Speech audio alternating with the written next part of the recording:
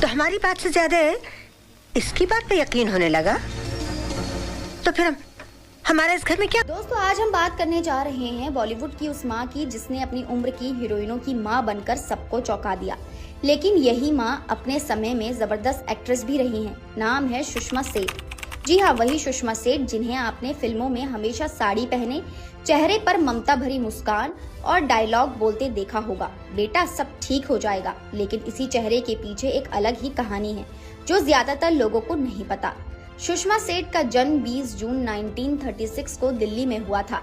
उन्होंने दिल्ली के convent of Jesus and Mary से पढ़ाई की, फिर लेडी इरविन कॉलेज से होम साइंस में टीचर्स ट्रेनिंग डिप्लोमा किया। आगे की पढ़ाई के लिए वो अमेरिका चली गई। अब जरा सोचिए, उस दौर में जब लोग भारत से विदेश पढ़ने जाना अपना सपना जैसा समझते थे, तब एक लड़की ने आर्ट्स और थिएटर की पढ़ाई की। मतलब शुरुआत से ही उनकी सोच अलग थी। वापस आकर उन्होंने थिएटर में कदम रखा और 1960 के दशक में दिल्ली में यात्रिक थिएटर ग्रुप की नींव रखी।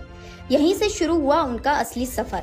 उन्होंने न सिर्फ एक्टिंग की बल्कि निर्देशन, सेट डिजाइन और थिएटर मैनेजमेंट तक में हाथ आजमाया। असल में सुषमा सेठ वो कलाकार थी जिन्हें सिर्फ कैमरे के सामने रहना नहीं था, उन्हें पूरा अभिनय जीना था। फिर 1978 में फिल्म जुनून से उन्होंने बॉलीवुड में एक कदम रखा।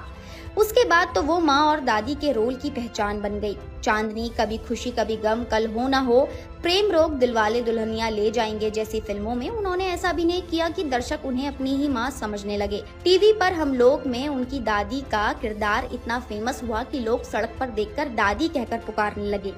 अब मजेदार बात यह है कि जब उन्होंने माँ या दादी का रोल निभाना शुरू किया तब वो खुद इतनी उम्र की नहीं थी। कई बार तो वो हीरोइनों की हम उम्र थी, फिर भी पर्दे पर इतनी सच्चाई से माँ बनती थी कि कोई शक नहीं करता था। यही उनकी एक्टिंग की सबसे बड़ी ताकत थी। अब बात आती है उस अफवाह पर कि सुषमा सेठ ने कभी अपने दौर में बोल्ड सीन्स दिए थे। तो आप लोगों को बता दें कि ये बात बिल्कुल सच है।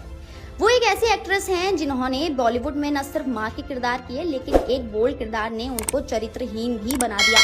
लोग उनकी आलोचना करने लगे, भर भर के गालियां देने लगे, पर समय के साथ ये आलोचनाएं गायब होती चली गई और वो दर्शकों की आंखों का तारा बन के उभरी।